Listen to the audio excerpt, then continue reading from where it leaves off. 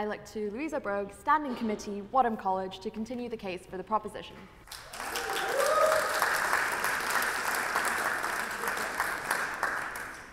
Good evening, ladies and gentlemen. As you can probably tell from the fact that I'm an undergraduate student at Wadham College, I describe myself as a democratic socialist and a feminist. But let me start this speech by defining what feminism is not. Feminism is not a female CEO. Feminism is not a female prime minister, president, or chancellor. And as much as the officer team at tonight's debate might imply otherwise, feminism is also not an all-female officer team or an all-female slate in the upcoming union election.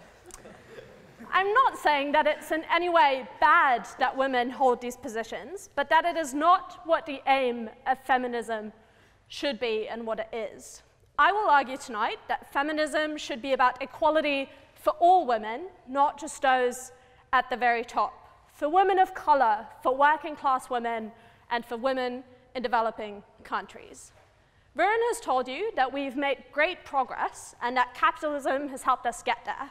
We have more female US senators than ever before, and global economic development has empowered women to go to university and reach the very top of business and politics. What the opposition won't tell you, though, is that in the UK, the gender pay gap is still at 17%, that women without children are 8.2 times more likely to get management positions in the United States than those who are mothers. What they also won't tell you is that at this very university, in 26 out of 38 subjects on the undergraduate level, men are still more likely to achieve first-class degrees than women are.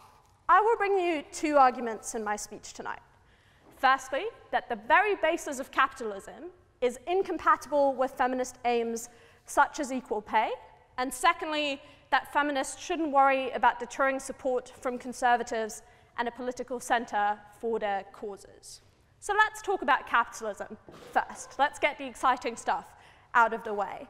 The very basis of capitalism is that it promotes individualism over collective action and thus creates a tokenistic approach to gender equality that only benefits the women at the very top.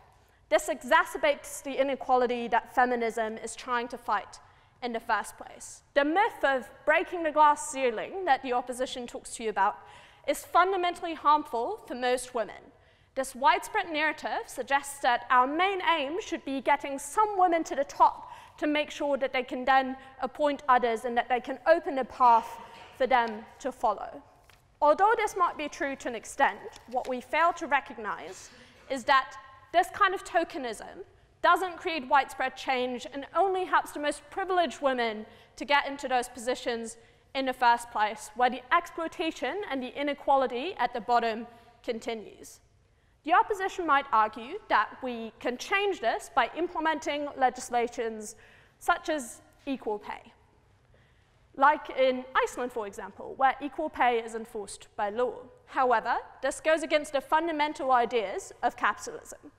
In capitalism, everyone only receives the return on the marginal contribution they make to the economy. The problem is that, like the speaker on the floor just now mentioned, that many of the things that women traditionally do in the economy, such as having children, such as care positions, aren't recognized as part of the market.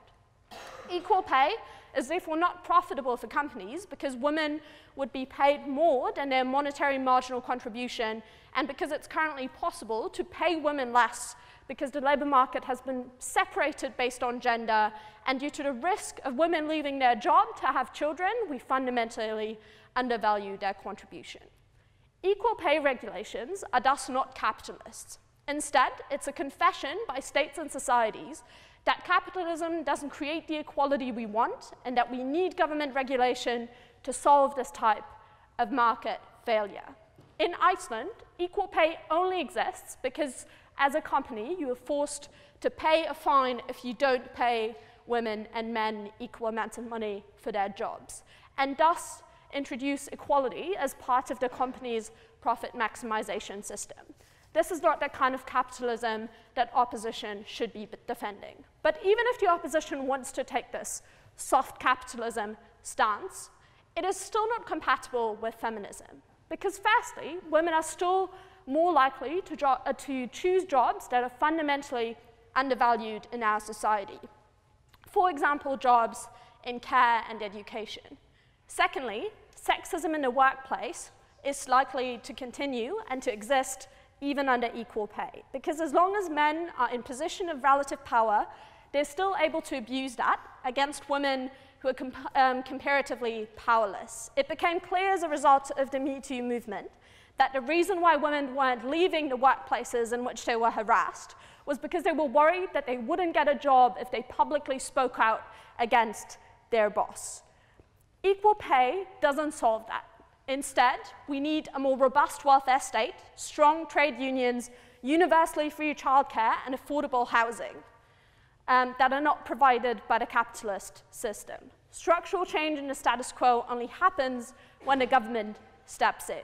It is time to recognize that the need to step in only arises from this economic system that we live in the first place, and that the system is incompatible with our feminist and equality ideals.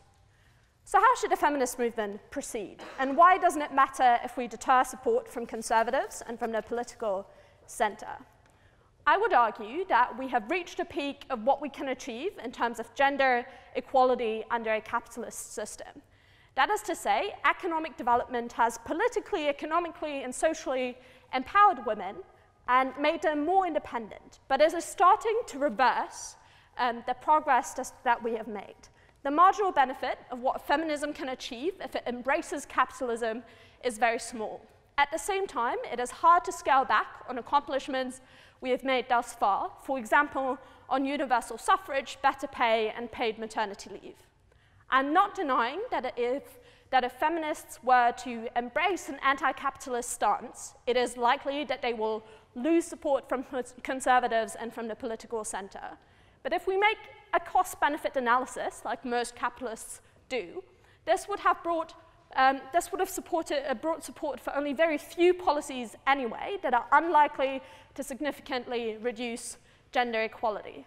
However, if feminists embrace an anti-capitalist stance, they don't just have the chance for much greater systemic change, but they also empower women from disadvantaged backgrounds along the way and shift focus onto them instead of onto Oprah Winfrey or Angela Merkel.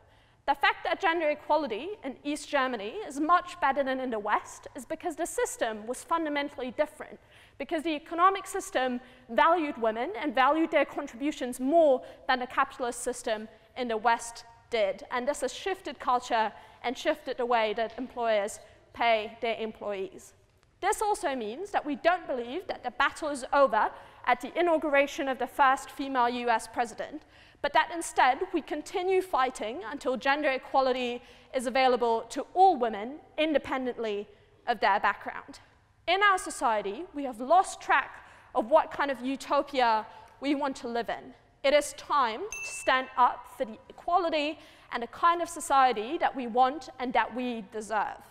So please, when you walk through that door tonight, stand up for the women facing barriers in your life, stand up for the barriers that you're facing yourself, but also stand up for those who don't have a voice, who cannot stand up in the first place to defend their rights, and who don't gain anything from tokenistic feminism, because feminism and capitalism are fundamentally incompatible. Thank you.